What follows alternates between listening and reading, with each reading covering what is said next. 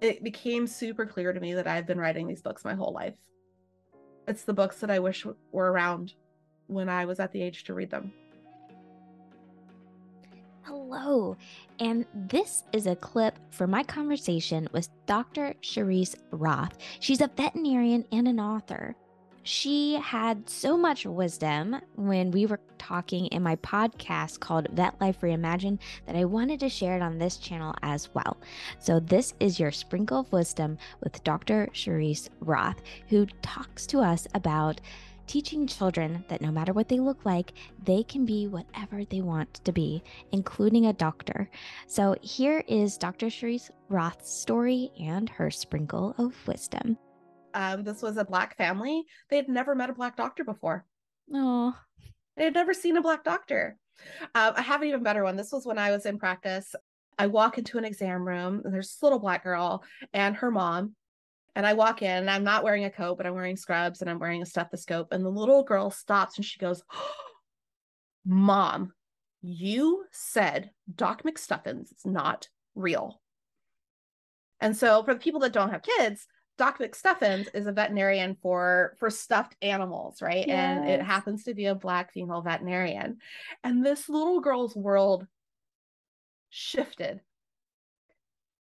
when she saw me. Her whole world shifted. And so it was one of those things of like, I still like sometimes actually get emotional about it because I know those moments. It's why I created the children's books, because those moments are so pivotal. It can be something so small. I was coming in to vaccinate her dog. I wasn't saving its life. It was just knowing that she could be because I am. It was just that simple. And so, and even that is access, right? Maybe we created a veterinarian that day as somebody that's going to grind day in and day out for nothing more than for pets to be happy and healthy, or for animals in general to be happy and healthy. Yeah. And now I can talk about your books, which I was already going to try to get to because I love the idea.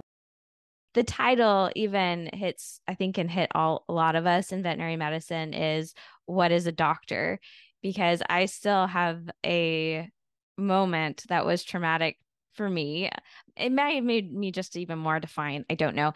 But I had a set of that grandparents. I had a set of grandparents. I think this is while I was going through vet school, who basically said to me, we're just waiting for you to decide to be a real doctor.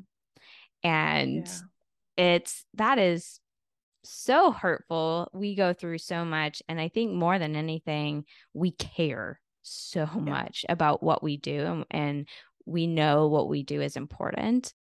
To layer that on to making sure that everybody feels like they can be a real doctor, a veterinarian, is really inspiring. So I want you to tell more about your story behind the children's books and how they both came to pass. I do remember you said you must have been inspired because you said you wrote those books like what, a week apart?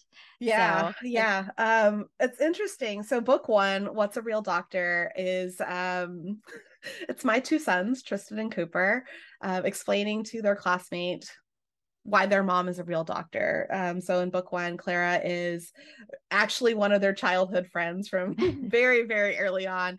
And you know, they're talking through all of the things that we do. So vaccines, doing surgery, patient recovery, writing prescriptions, all of those sorts of things that we do. The exact same in human medicine. And at the end of the day, we're real doctors. We're just a little bit cooler because we get to work on animals. totally. Totally. And book two, What does a Real Doctor Look Like? This one is actually my favorite. I love them both, but if I had to pick a favorite one, it's book two, because I saw myself in this book. So Kaylin and Kylie are my two nieces, and it's about basically the conversation that we had when they found out I was a doctor. It's this idea that doctors look like all of us.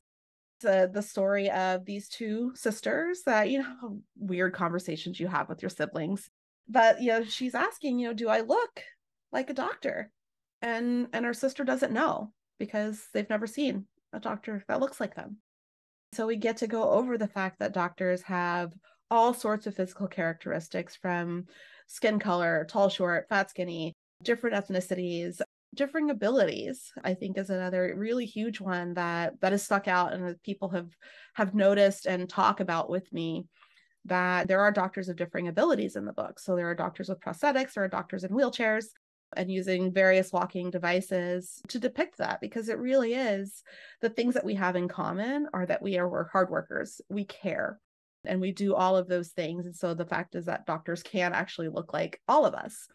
I think people always ask, like, what inspired you to write these books? I don't know.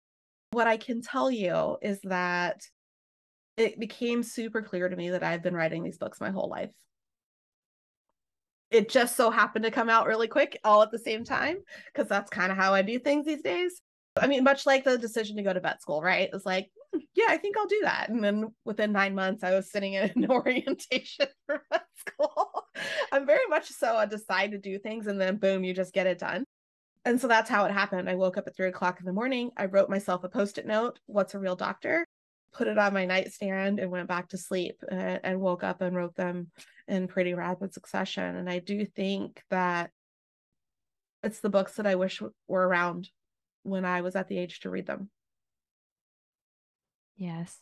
You've had a lot of people embrace them and get them to hand out. So what stories have come from this adventure since writing and publishing them? Oh man.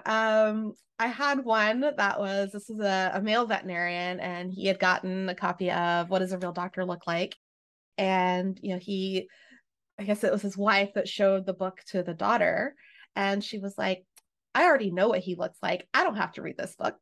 And and he told me, the dad, the veterinarian, was like, I didn't even realize how much she really needed this book, because her response was, when they asked, what does a real doctor look like, since you know and you don't need this book, she described an older white male. Wow. Yeah. And so there was that. There was another mom, this was in LA. She came up to me, and her son was in a wheelchair. She said, I just wanted to thank you, because he really does want to be a veterinarian.